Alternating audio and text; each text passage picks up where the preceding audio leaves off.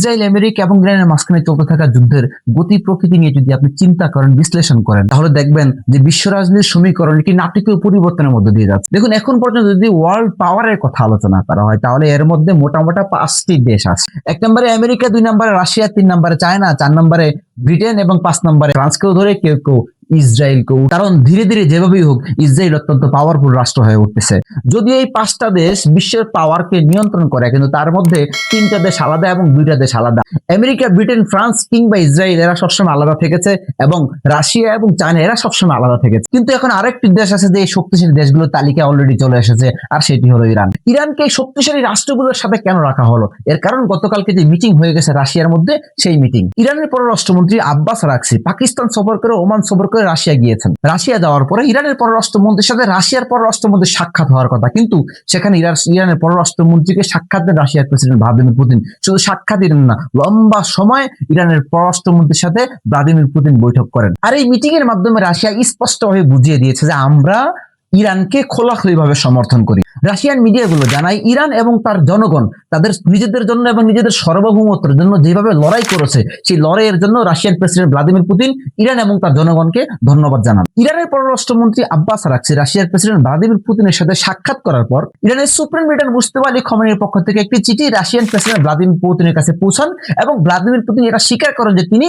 Supreme লিডারের পক্ষ থেকে একটি চিঠি পেয়েছেন। আব্বাস আরাগচি জানান যে তিনি রাশিয়া এসেছেন ইরানের সাথে এবং রাশিয়ার সাথে সম্পর্ক আরো গভীর করার জন্য, এবং সামনে যদি ভবিষ্যতে যদি কোনো হামলা ইসরায়েল এবং আমেরিকার পক্ষ থেকে ইরানের উপর হয়, সে হামলাকে ঠেকানোর জন্য রাশিয়ার কাছ থেকে এয়ার ডিফেন্স সিস্টেম তিনি নিতে এসেছেন। আগে চীন, আমেরিকা, ব্রিটেন, ফ্রান্স এবং রাশিয়া মিলে একটা জোট ছিল, কিন্তু এখন নতুন করে জোট তৈরি হচ্ছে। সেই জোটের মধ্যে আছে ইরান, রাশিয়া এবং চায়না। অন্যদিকে আমেরিকার সাথে যারা জোটবদ্ধ ছিল ফ্রান্স এবং ব্রিটেন, তারা আস্তে আস্তে আমেরিকার সঙ্গ ত্যাগ করছে। এই সবকিছু মিলে যদি আপনি চিন্তা করেন, তাহলে বোঝা যায় যে ওয়ার্ল্ড অর্ডার আস্তে আস্তে পরিবর্তনের দিকে যাচ্ছে।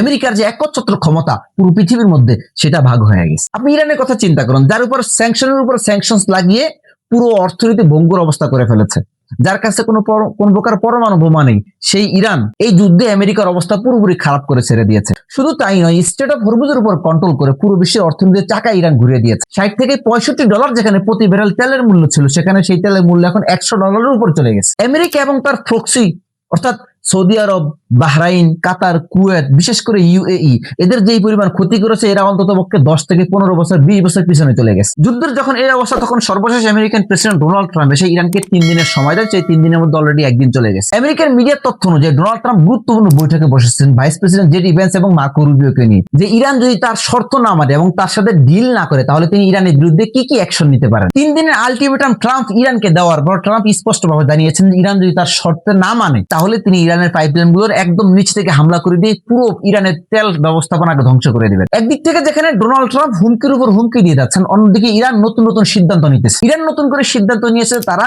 নিউক্লিয়ার প্রোগ্রাম সম্পর্কে আমেরিকার সাথে এখন আর কোনো প্রকার আলোচনা করবে না। এখন যদি কোনো আলোচনা হয়, সেটা হবে ইরানের সাথে স্টেট অফ হরমুজ নিয়ে। আর ইরান যে স্টেট অফ হরমুজের মধ্যে মাইনিং করে রেখেছে, সেটা ইরান আস্তে আস্তে আস্তে আস্তে শেষ করবে। অন্যদিকে আমেরিকা যদিও ইরানের সাথে উপরে উপরে আলোচনার কথা বলছে, কিন্তু সে নিচে নিচে মধ্যপ্রাচ্যের মধ্যে প্রায় 1 লাখের মতো সৈন্য জমা করে ফেলবে। এখন প্রশ্ন হলো, যদি আমেরিকা এবং তার এলাইরা যদি ইরানের উপর হামলা করে, আর মধ্যপ্রাচ্য থেকে যদি সে হামলা হয়, তাহলে তারা কতটুকু সেখানে সাকসেস হবে? কারণ মধ্যপ্রাচ্যের বর্তমান যে পরিস্থিতি, আরব আমিরাত হোক, বাহরাইন হোক, কিংবা কুয়েত কিংবা সৌদি আরব, যেখান থেকে হামলা করুক না কেন, ওখানকার পরিস্থিতি বিশেষ করে তাপমাত্রা 50 ডিগ্রির উপর অলরেডি চলে গেছে।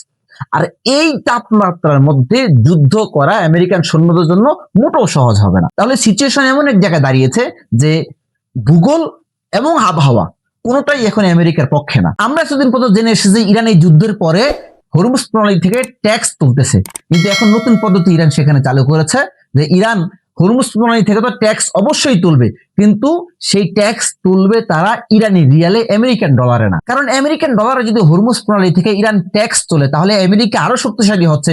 ইরান চায় না যে আমেরিকা কখনো শক্তিশালী হোক, এজন্য ইরান হরমুজ প্রণালী থেকে তো ট্যাক্স অবশ্যই তুলবে, কিন্তু সেটা তার নিজস্ব রিয়ালে তুলতে চাইতেছে এবং সেখানে আরো শর্ত লাগিয়ে দিয়েছে, এই যুদ্ধ বন্ধ হোক কিংবা চালু থাকুক, হরমুজ প্রণালী দিয়ে ইসরায়েলি কোনো জাহাজ আর কখনো যাতায়াত করতে পারবে না। অন্যান্য দেশের জাহাজ যাতায়াত করতে পারবে, কিন্তু ইসরায়েলি কোনো জাহাজ হরমুজ প্রণালী দিয়ে আর কখনো যাতায়াত করতে পারবে না। আর যে সকল দেশ ইরানের উপর স্যাংশনস লাগিয়েছে এবং যে সকল দেশের মধ্যে ইরানের অ্যাসেটস যারা জমা করে ফ্রিজ করে রেখেছে ওই সকল দেশকে অবশ্যই এই হরমুজ প্রণালী দিয়ে অতিক্রম করার সময় টোল দিতে হবে, আর সেটাও আবার ইরানের রিয়ালে। আর এই বিষয়টি নিশ্চিত করেছেন ইরানের পররাষ্ট্র নীতির অধ্যক্ষ জনাব ইব্রাহিম আজিজি। তিনি বলেন যে এই পুরো খসড়া তৈরি হয়ে গেছে, এটা এখন সংসদের মধ্যে যাবে, সেখানে পাস হবে, এরপরে এটা সুপ্রিম লিডারের কাছে যাবে, তার স্বাক্ষর হওয়ার পরে এটা ইরানের আইনে পরিণত হবে। আর যদি এবার আলোচনা করি আমরা আমেরিকান প্রেসিডেন্ট ডোনাল্ড ট্রাম্পকে নিয়ে, অর্থাৎ রিসেন্টলি তার উপর যে হামলা হয়েছে সে হামলা নিয়ে, তাহলে বলতে হবে যে এটা নিয়ে আমেরিকার মধ্যেই মারাত্মক বিভেদ দেখা দিয়েছে। আমেরিকান সোশ্যাল মিডিয়াতে নিয়মিত পোস্ট আসতেছে যে আমেরিকান প্রেসিডেন্ট ডোনাল্ড ট্রাম্প নিজেই নিজের উপর হামলা করিয়েছে। কেন করিয়েছেন?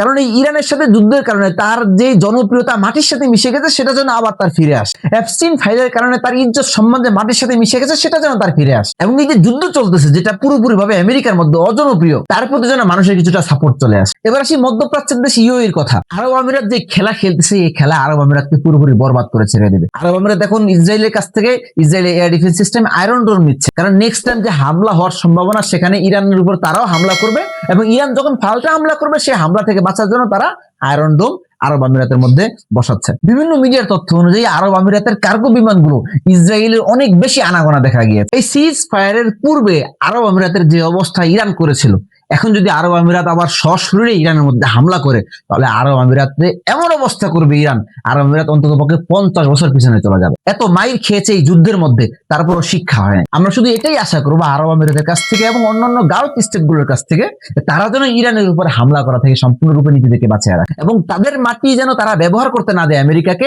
ইরানের উপর হামলা করার জন্য। কারণ এবার যদি আমেরিকা আরব আমিরাত কিংবা গালফ স্টেটগুলোর মাটি ব্যবহার করে ইরানে হামলা করে, তাহলে ইরান আরব আমিরাত কিংবা গালফ স্টেটগুলোকে নিস্তেনাবুদ করে দেয়। দর্শক, ভিডিওটি যদি আপনাদের কাছে ভালো লেগে থাকে এবং ইনফরমেটিভ লেগে থাকে, প্লিজ লাইক করবেন, কমেন্ট করবেন এবং অবশ্যই সাবস্ক্রাইব করবেন।